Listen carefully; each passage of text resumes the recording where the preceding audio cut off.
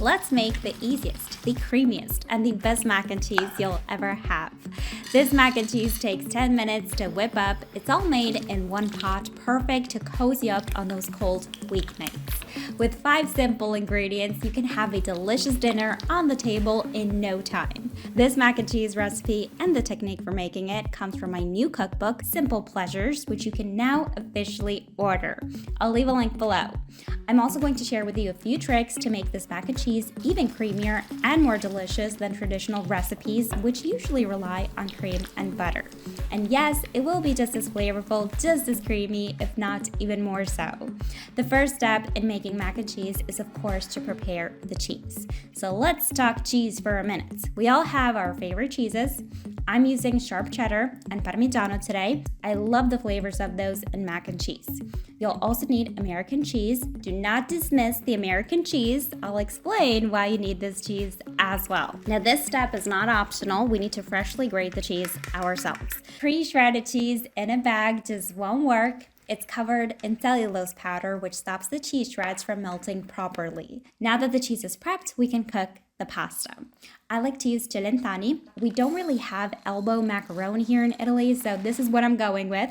But you can use whatever short pasta shape you like for your macaroni and cheese. Now, traditionally, to make macaroni and cheese, you boil the pasta and you make the sauce separately. For this technique, you'll only need one pan. We're going to cook the pasta and make the sauce at the same time. In your dry pan, add the pasta. And for this recipe to work, we need a precise amount of salt and a precise amount of water. You might be used to cooking pasta in boiling water, but for this technique, we don't even have to wait for the water to come to a boil before adding the pasta. And you don't need as much salt because we won't be draining the pasta. Bring this to a boil over high heat, stirring frequently. Once the water comes to a boil, turn down the heat to medium. Partially cover the pan with a lid, and from time to time give the pasta a stir so it doesn't stick to the pan. Now, as mentioned, we will not be draining the pasta.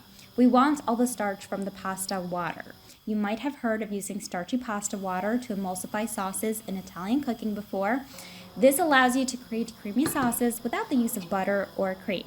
In Rome, we make creamy cacio e pepe, only using starchy pasta water and cheese. And although this mac and cheese method is slightly different, what to take from this is that you don't need butter nor cream to make a creamy sauce. But hey, if you want to add a little butter, I won't judge. Butter and cream are amazing.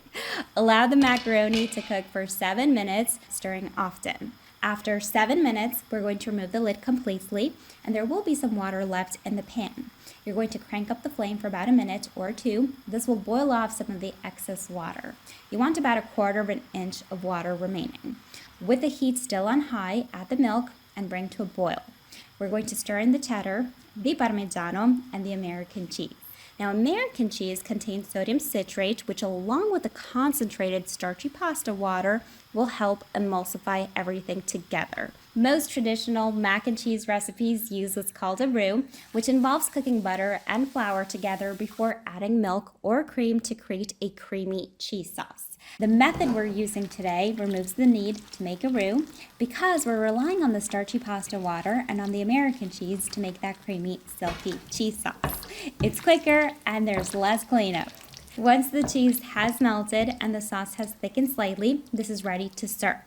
Keep in mind, the sauce will continue to thicken as it sits. Season with pepper if you wish, and get ready to enjoy comfort in a bowl. This method takes 10 minutes from start to finish, so if you're craving a quick, cozy bowl of mac and cheese, this makes a great, fast weeknight dinner. The book is available worldwide, makes a great gift idea. There's many more quick dinners, breads, pastries, and delicious treats.